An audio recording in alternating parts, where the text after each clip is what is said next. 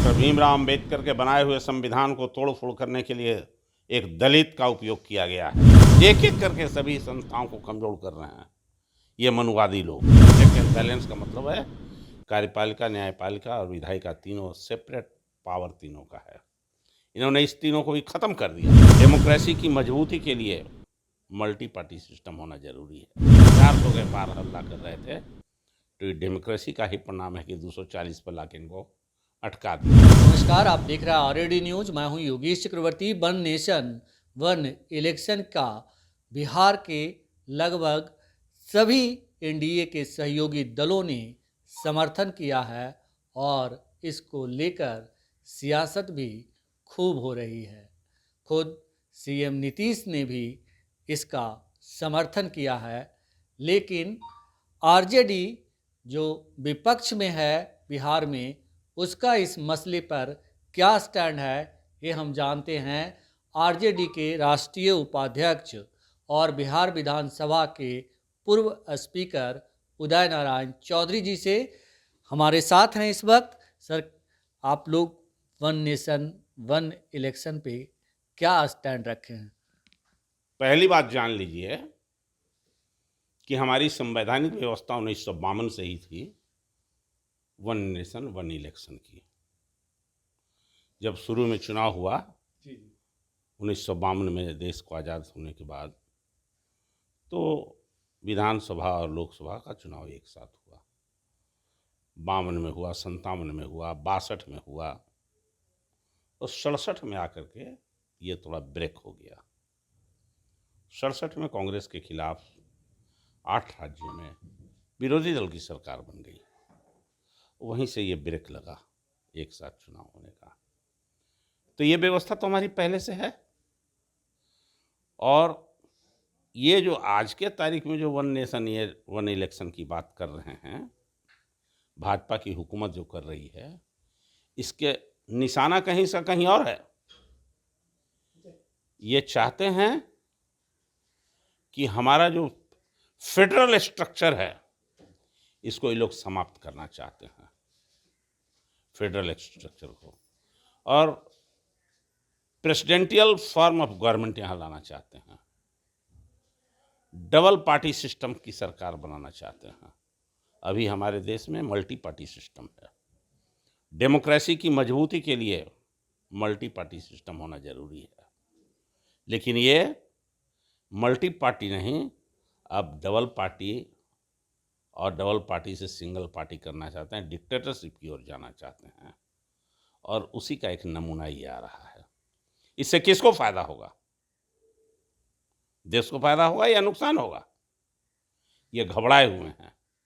जो टूटी हुई अल्पमत मिली है इनको, 400 के पार हल्ला कर रहे थे, तो ये डेमोक्रेसी का ही परिणाम है कि 240 पर लाके इनको अटका दिया, खजूर पर लाके अटक गई। बिल्कुल, लेकिन सर ये भी कहा जा रहा है कि अगर ऐसा होता है तो खास करके जो छोटे दल हैं, जो राज्य स्तरीय दल हैं, जिनका राज्य में अपना दबदबा है, जैसे आरजेडी, जेडीयू और जेएमएम जैसे जो पार्टियां हैं, उस पे सबसे ज़्यादा इम्पैक्ट पड़ेगा और आने वाले दिनों में ये पार्टियां समाप्त हो जाएगी। मैंने पहले कहा ना आपको, मल्टी पार्टी सिस्टम का ही अर्थ है कि कई पार्टियां रह सकती है, एक साथ एग्जिस्ट कर सकती है, जिसको आम जनता में समर्थन है। और डबल पार्टी सिस्टम का मतलब है कि एक सत्ताधारी दल होगा, एक विपक्षी दल होगा। और सिंगल पार्टी सिस्टम का माने है जो चाइना में है, रूस में है, यूक्रेन में है, कम्युनिस्ट कंट्री में है।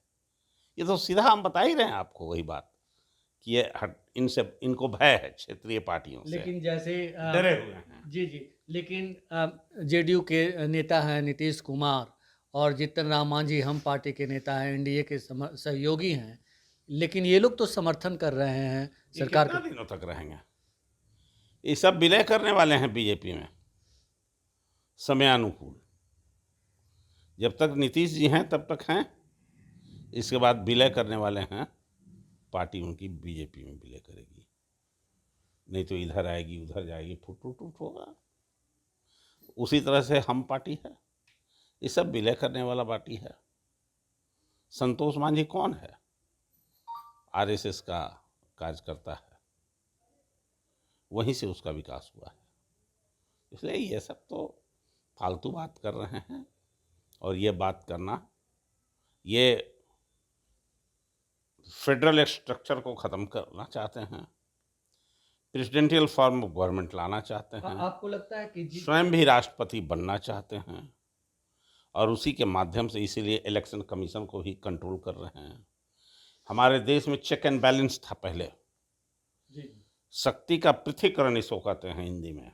चेक एंड बैलेंस का मतलब है कार्यपालिका, न्यायपालिका और विधायिका, तीनों सेपरेट पावर तीनों का है। इन्होंने इस तीनों को भी ख़त्म कर दिया, धीरे धीरे करके जुडिशियरी को भी अभी ख़त्म कर दिया है। जैसे चीफ जस्टिस के घर में चले गए ये, इसके पहले जो रिटायर्ड चीफ जस्टिस हुए हैं उनको कहीं कहीं कोई पद दे दिया। मतलब जुडिशियरी में भी इन्होंने घुस करके उसको कमज़ोर करने की चेष्टा की है। चेक एंड बैलेंस हमारा ख़त्म हो गया है।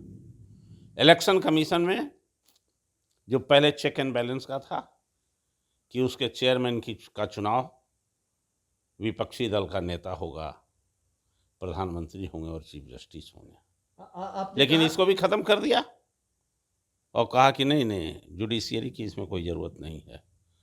प्रधानमंत्री होगा, विपक्षी दल का नेता होगा, और प्रधानमंत्री के साथ प्रधानमंत्री के द्वारा नॉमिनेटेड उसके कैबिनेट का कोई आदमी होगा। बिल्कुल ये गलत है। लेकिन सर, जिस तरह से आपने कहा कि ये राष्ट्रपति बनना चाहते हैं, कौन राष्ट्रपति बनना चाहता है, मोदी जी या नीतीश कुमार? मोदी जी राष्ट्रपति। नीतीश कुमार जी बेचारे कहाँ हैं इसमें, इस क्यूब में नहीं है। लेकिन वो सहयोगी पार्टी के तौर पे हैं और समर्थन कर रहे हैं, तो ये बहुत बड़ा फैसला है इस मसले पे। हाँ, ये दूसरी बात है, समर्थन दे रहे हैं, फैसला है, किन कारणों से दे रहे हैं उनको सोचना होगा। लेकिन बीजेपी का जो स्टैंड है इसके लिए, वो इसीलिए, और इसमें किसका उपयोग हो रहा है? डॉक्टर भीमराव अंबेडकर के बनाए हुए संविधान को तोड़ फोड़ करने के लिए एक दलित का उपयोग किया गया है। पूर्व माननीय महामहिम पूर्व राष्ट्रपति जी रामनाथ कोविंद जी का उपयोग किया गया। क्या है इस सारा मतलब? कि दलित का बनाया हुआ संविधान एक दलित को आगे खड़ा करके उससे करवाया जाए। राष्ट्रपति के शक्ति को भी इन्होंने कमजोर किया है। राष्ट्रपति, अब राष्ट्रपति चेयरमैन बनेगा जो भारत का राष्ट्रपति रह चुका, वो उस संस्था को भी इन्होंने कमजोर किया। एक एक करके सभी संस्थाओं को कमजोर कर रहे हैं ये मनुवादी लोग। आपको क्या लगता है कि जिस तरह से आप लोग कहते रहे हैं कि जो बीजेपी है, आरएसएस है, उसका अपना एजेंडा है, मनुवाद को लागू करना चाहता है इस देश में, तो धीरे धीरे ये लोग अपने स्टैंड पे आगे बढ़ रहे हैं? निश्चित तौर से उन्होंने तो कहा ही था कि 400 के पार लाएंगे, और 400 के पार जरूरी इसलिए कि संविधान में संशोधन करना है, आरक्षण को समाप्त करना है। ये शिक्षा नीति इन लोगों ने लागू किया है ना।